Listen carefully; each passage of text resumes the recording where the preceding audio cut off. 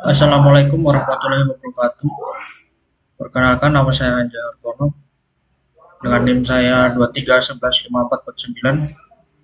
Saya dari kelas IFM 2. Di sini saya akan mempresentasikan tentang evolusi komputer dari generasi pertama sampai saat ini atau perkembangan arsitektur komputer. Kita masuk pada halaman yang pertama, yaitu pengertian komputer. Komputer adalah alat yang dipakai untuk mengolah data menurut perintah yang telah diprogram. Kata komputer semula dipergunakan untuk menggambarkan orang yang pekerjaannya melakukan perhitungan aritmetika dengan atau tanpa alat bantu. Tetapi arti kata ini kemudian dipindahkan kepada mesin itu sendiri. Secara luas, komputer dapat didefinisikan sebagai suatu peralatan elektronik yang terdiri atas beberapa komponen yang dapat bekerja sama antara komponen satu dengan yang lain untuk menghasilkan suatu informasi berdasarkan program dan data yang ada. Konsep komponen-komponen komputer ini berasal dari arsitektur von Neumann. Ketika John von Neumann memaparkan arsitekturnya pada 1945. Selanjutnya, awal penemuan komputer.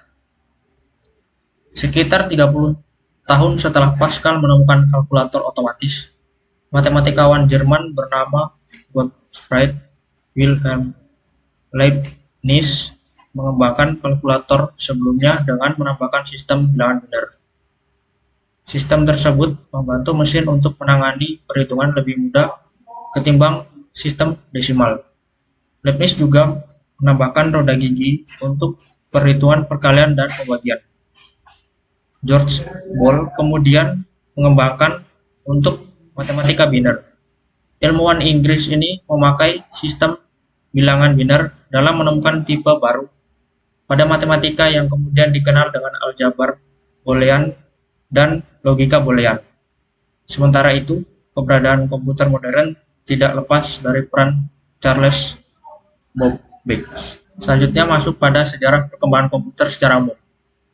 Pada generasi pertama, dimulai ketika komputer digunakan dalam akademi dan militer, seperti komputer Atanasoff-Berry dibuat pada tahun 1937 untuk menyelesaikan sistem persamaan linear, dan komputer Colossus untuk memecahkan kode rahasia Jerman Nazi. Kemudian ENIAC yang dibangun pada tahun 1946 menjadi komputer pertama untuk tujuan umum. Ketika komputernya dinyalakan untuk pertama kali, Philadelphia mengalami mati listrik. Komputer generasi ini menggunakan tabung vakum untuk menyimpan data dan ukurannya memakai satu ruangan. Pada generasi kedua, dimulai ketika transistor menggantikan tabung vakum. UNIVAC diperkenalkan ke publik tahun 1951 untuk penggunaan komersial. Kemudian, pada tahun 1953, IBM memulai bisnis komputernya dengan merilis IBM 650 dan IBM 700. Berbagai bahasa pemrograman mulai dikembangkan dan komputer mulai memiliki memori dan sistem operasi. Selanjutnya, generasi ketiga dimulai ketika teknologi transistor meningkat menjadi sirkuit terpadu. Komputer mini adalah inovasi yang signifikan dalam generasi ini dan mempengaruhi generasi komputer selanjutnya. NASA menggunakan komputer generasi ini untuk melancarkan program Apollo, seperti komputer bimbingan Apollo untuk mempermudah kendali Apollo Command Service Module. Digital Equipment Corporation menjadi perusahaan komputer nomor 2 di belakang IBM dengan komputer PDP dan fax-nya. Komputer ini membawa ke pengembangan sistem operasi yang berpengaruh, Unix.